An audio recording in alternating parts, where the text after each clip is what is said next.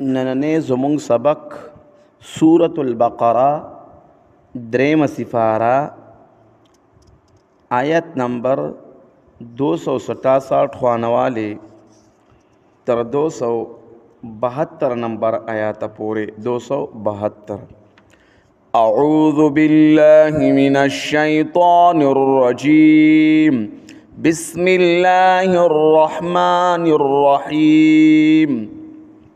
سبحانك لا علم لنا إلا ما علمتنا إنك أنت العليم الحكيم يا أيها الذين آمنوا ایم ایمان والوم انفقوا خرچ کئی من طیبات ما کسبتم د پاکو آغنا چی گٹلی دی تاسو ومما اخرجنا لکم من الارض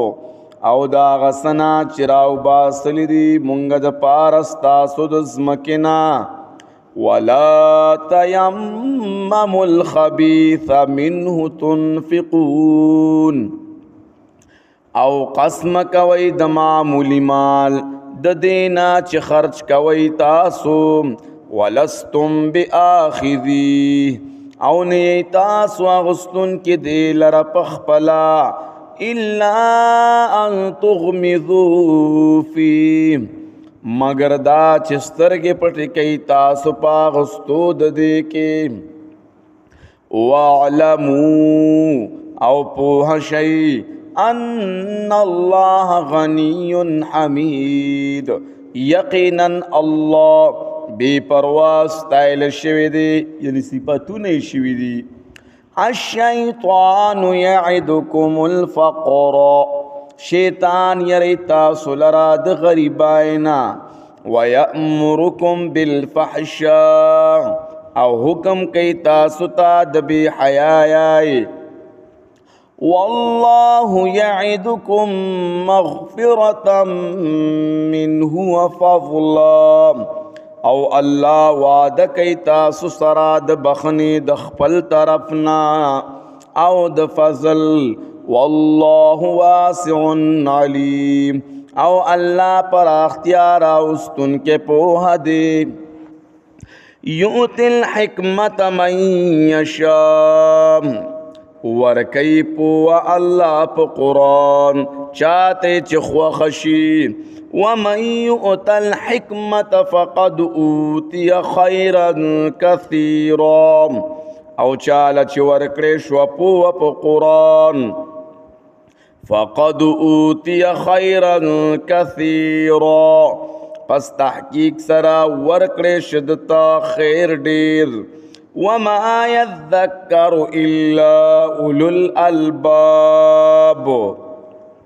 او پناخلی مگر خاوندان د عقل وما انفقتم من نفقا او آغا چی خرچ کوي تاسو څه خرچو او نظرتم من نظر یا منخت کوي تاسو څه منخت فإن الله يعلمه پس یقینا الله پوهیږي پاغي باندې وما للظالمین من انصار او نشته د پاره د ظالمانو څوک امدادي ان تبدوا الصدقات فنعما هي کخکار کوي تاسو صدقه نو دا ډېرې ښې دي وان تخفوها وتؤتوها الفقراء او کپټوي تاسو دې لرا او ورکوي تاسو دې لرا غریبانو ته فهو خیر لکم ندا بغوروی د پارستاسو ویکفر عنکم من سیئاتکم او لری بکستاسو نا تکلیفون استاسو والله بما تعملون خبیر او الله پا چکوی تاسو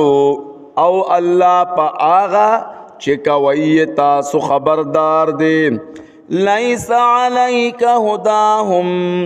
نشتے پتا باندے توفیق ورکول د انفاق دیتا. انفاق یعنی خرچ کول د الله پلار کې. ولكن الله يهدي من يشاء او لیکن الله توفیق ورکي آغا چاہتا چه خوخیشی. وما تنفقوا من خیر فلأنفسكم او آغا چه خرج کوي تاسو سمال نو پایده د پارا د نفسونو ستاسو دا. وما تنفقون الا ابتغاء وجه الله او خرچ مکوي تاسو مگر د پاره د لټولو د رضا د الله. وما تنفقوا من خير يوفى اليكم او هغه چې خرچ کوي تاسو سمال يوفى اليكم نو پورا بدر کړی شي تاسو ته داغه اجر. وانتم لا تظلمون